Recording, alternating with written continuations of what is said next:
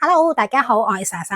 眼前見到咁整齊排開，就知道又嚟到呢個嘅試色片啦。咁今次就係 Candor 買到嘅 Pocket Koi 嗰個100 yen 嘅 Color Gel 啦。有一啲系列咧係中間有一兩支我未買到嘅。咁但係因為 on and off 都有呢個停產嘅情況噶嘛，咁我就想話唔好再等啦，先將我手頭有嘅呢82支做咗一個試色俾大家睇先。咁好，既然咁多，我哋就唔好講咁多廢話，不如一齊去睇試色，直接入正題吧啦。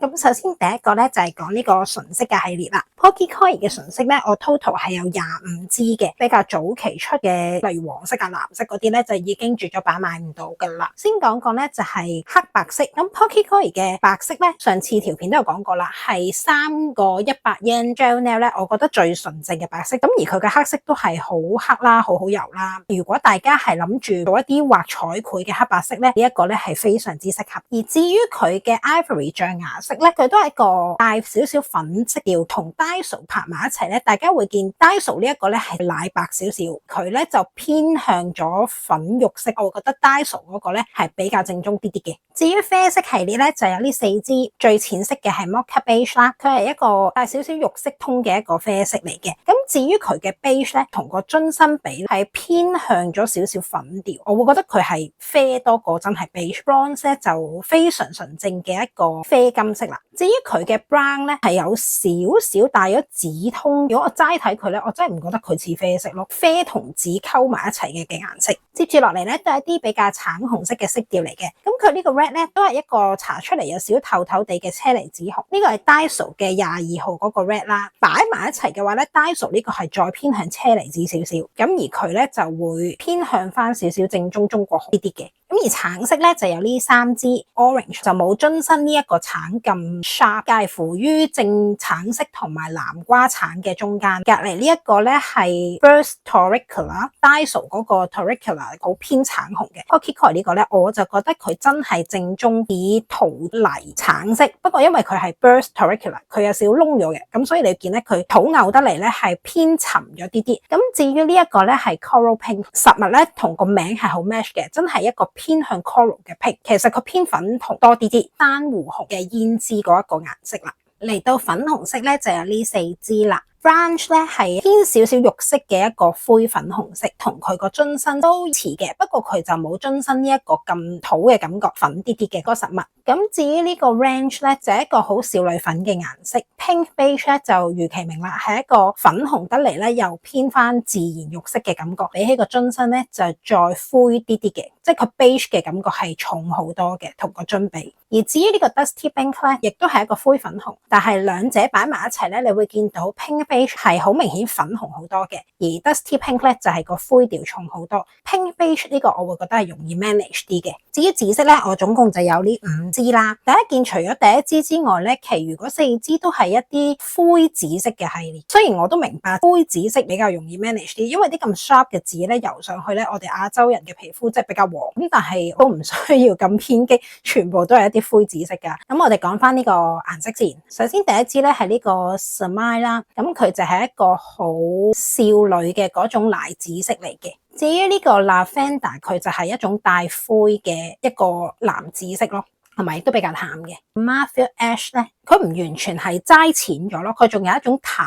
咗嘅感覺，好似落咗 filter， 一個灰灰地色嘅 filter 落去咁樣嘅。咁至於呢個 Antique Marfil 咧，就係頭先嗰個 Marfil Ash 拎翻走嗰個淡色嘅灰 filter， 咁所以咧佢嗰個紫嘅感覺咧又再翻嚟多啲啦。最後呢一支咧就係 Dusty Purple 啦，咁就顧名思義就係一個正常嘅紫色，但係擺耐咗，即係有一種灰塵感啊！真係油上手咧，我會覺得中間呢個 Antique Marfil 係會比較容易 manage 啲嘅。咁至於藍色咧，你冇聽錯，我就真係只係啲一支嘅啫，因為佢最正宗嗰個藍色已經絕咗版啦。咁呢一個咧係佢上年23年春天嘅時候出嗰個好 Macaron 顏色系列咧嘅一個藍色嚟嘅，好正宗嘅一個 Macaron Blue。呢個係 Daiso 嘅31號同埋32號嗰個 Sky Blue， 佢似似地31號嘅嗰個少少灰嘅藍色，不過佢咧就再深藍少少，咁就俾大家參考翻咯。而綠色嘅部分咧就係呢4支嘅，同樣係之前23年春天個系列啦。咁呢個係 Clover， 就冇佢樽身個蘋果綠咁蘋果嘅，比較青少少。咁至於呢個 Almond Green 咧係一個淡嘅軍綠色，同 Daiso 嗰個 Khaki 37號咧係有少少似嘅。Almond Green 咧就有綠色啲啲，大家可以參考下。37號呢個 Khaki 咧就有少少介乎 Almond Green 同埋呢個 Ash Green 嘅中間。Ash Green 咧佢會再藍灰多啲啲，係比較深嘅一個顏色。咁至於最後一支咧就係呢個嘅 Moist Green， 正宗嘅軍綠色。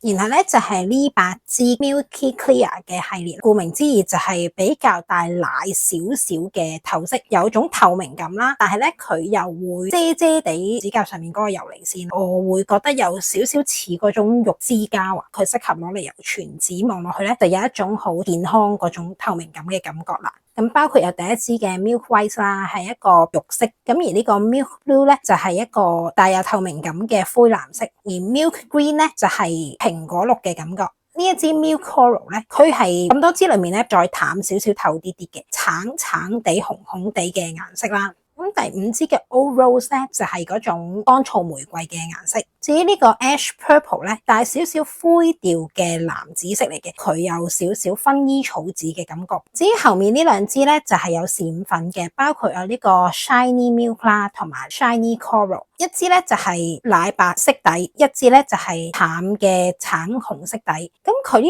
2支咧其實好透噶，幾乎都可以睇得翻晒我指甲上面嗰啲花啊。咁呢個你可以攞嚟即係就咁炒得啦，或者你油喺其他顏色上面，咁咧就會令到你本身個底色淡咗啲啲得嚟咧，仲會帶一啲碎金色嘅閃粉，咁就非常之適合一個夏天嘅感覺嘅。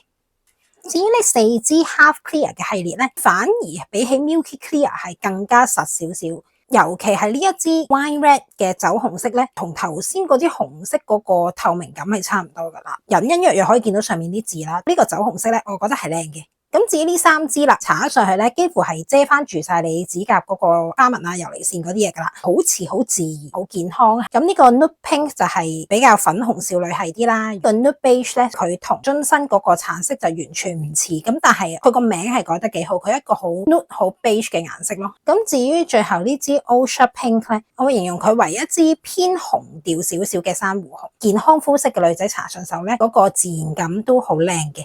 同樣係 Half Clear 嘅系列啦，咁呢一個咧就係真係有嗰種透明感覺。咁佢呢一個7+1隻色咧，就係上年出嘅一個寶石系列，佢啲名咧全部都係用唔同嘅寶石去改啦。咁點解叫佢7+1咧？因為前面呢7支咧就係各種唔同寶石嘅顏色，最後面呢支 Moonstone 咧，佢係特別透明，而佢中間咧係帶一啲彩色嘅細閃粉嘅，可以加喺其他顏色上面，營造出嗰一種閃亮亮嘅透明感嘅。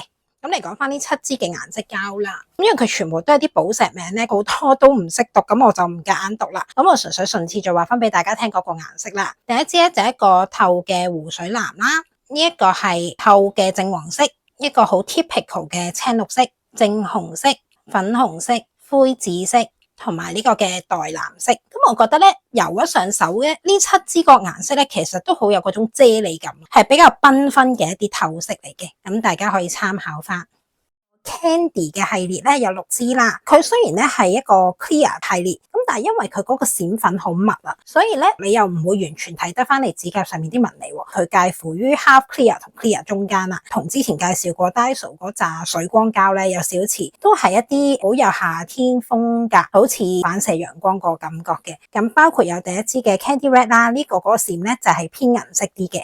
咁至於 Candy Pink 咧，桃紅色有少少似芭比粉個感覺，咁佢個閃粉咧都係銀色嘅。咁至於呢個 Candy Yellow 同埋 Candy Green 咧，個閃粉咧就係金色嘅。咁一支就係好正宗嘅陽光黃啦，同埋呢個嘅青綠色。咁至於 Candy Blue 咧，就係一個湖水藍少少嘅藍色嚟嘅，佢個閃咧都係偏藍銀色嘅。至於最後呢個 Candy White 咧，就係好冰雪 feel 嘅一個銀白色啦。咁講開閃就講埋呢5支最新24年出嘅呢個 series， 我就揸支未買到。佢嗰個碎閃咧係彩色嘅，底色咧就好透。如果驟眼望就好似平平無奇有少閃咁樣啦，但係如果射燈照落去嘅話，就會非常之閃亮，好似鑽石一樣咁樣。咁呢種就係 Magic 系列啦。咁包括有呢個 Magic Red 啦，就係一個透紅色底嘅閃鑽啦。Magic Beige 咧就係一個好淡，有輕微少少肉色嘅底色。Magic Pink 咧就都係好淡嘅，帶少少淡粉紅色。咁而 Magic Brown 就係一個啡色底啦，同埋呢個 Magic Purple 一個淡嘅紫色底。呢5支咧去 party 嘅話咧就會非常之閃亮啦。至於呢4支咧，就係早前少少冬天出嘅，我會叫佢做琥珀膠。佢係 clear 系列啦，所以佢係好透明。點解叫佢琥珀咧？因為你見佢全部都係呢一啲偏啡色通嘅透色啦，佢哋自己之間做一啲暈染嘅感覺，咁造成一種好似琥珀咧，一個好靚嘅 crystal 入邊包住一啲嘢嗰個感覺。咁大家可以見呢個 caramel brown 啦，同埋呢個 garnet brown 咧，都係一個比較淺少少嘅啡色。咁呢個就帶少少南瓜橙通嘅一個啡色，咁就可以做底啦。咁至於呢個深啡色同埋呢個透透地嘅黑色，4個顏色 mix 埋一齊咧，做一啲冬天嘅琥珀美甲就好靚啦。咁呢幾支咧都係比較早期啲出嘅極光膠同珠光膠嚟嘅。咁呢個 Pink Aurora 啦，就係一個灰粉紅底帶有綠色極光，一個大家都唔陌生嘅 mixture。咁至於 Blue Aurora 咧，佢就係灰藍色嘅底啦，再加一個紫色嘅極光粉。而呢一個 Purple Aurora 咧，就係一個紫色再加翻紫色嘅極光粉。如果冇光源照射之下咧，其實好唔明顯嘅，因為佢本身冇乜個 contrast。咁至於呢一支咧，就係一個珠光膠嚟嘅。咁我呢個係 Pearl Pink， 介乎於香檳金同玫瑰金中間，我覺得佢係比較偏向香檳金嘅珠光膠嚟嘅。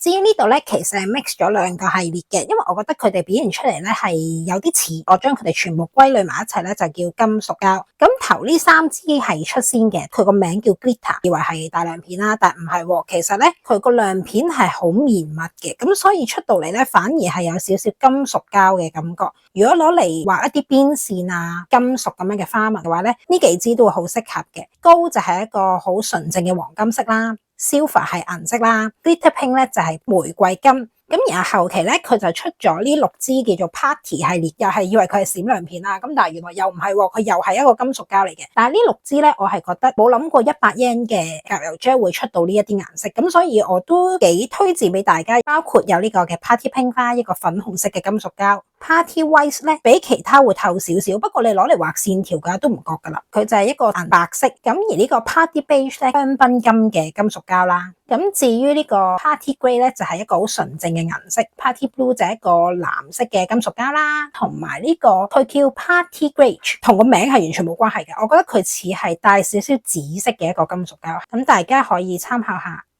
好，嚟到最後啦，咁就係呢個大亮片嘅系列，同 Daiso 相比咧，佢會容易游勻啲啦，同埋咧佢嗰個選擇亦都多啲啦。如果2揀1咧，我會推薦你買 Parky Koi 嘅呢個亮片膠多啲。咁包括有 Champagne Halo， 咁就係一個金色啦。佢同 Daiso 嗰一個 Glitter Gold 比咧，佢係偏向香檳少少，人哋個名都係叫 Champagne Halo。至於呢個嘅 Mirror Holo 就係一個好正宗嘅銀白色嘅亮片啦，同埋呢個嘅 Aurora Holo 彩色極光嘅亮片膠。Disco Pink 同埋 Disco Aurora 咧，佢哋嗰個閃亮片咧都係有少少彩光嘅。咁而擺翻中間嘅 Disco Red， 佢因為係深紅咗色咧，佢嗰個亮片就冇咁長嘅，低調得嚟，暗啞底其實有一啲好閃亮嘅大閃片喺中間，都幾特別嘅一個 mixture。咁而呢個 Disco Turquoise 就係一個湖水綠啲嘅一個綠松石嘅顏色，咁而 Disco Blue 咧就係呢個透藍色底，再加埋一啲好大嘅藍色嘅亮片啦，咁就好有呢個深海 feel 嘅一個感覺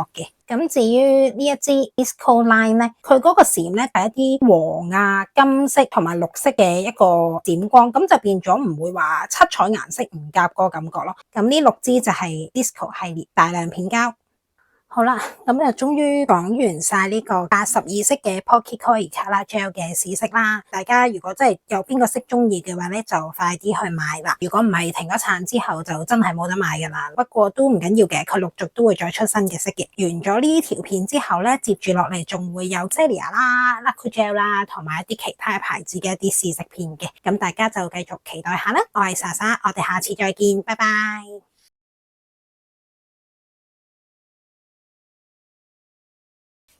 完啦，最後啦，莎莎好攰，莎莎把聲要生。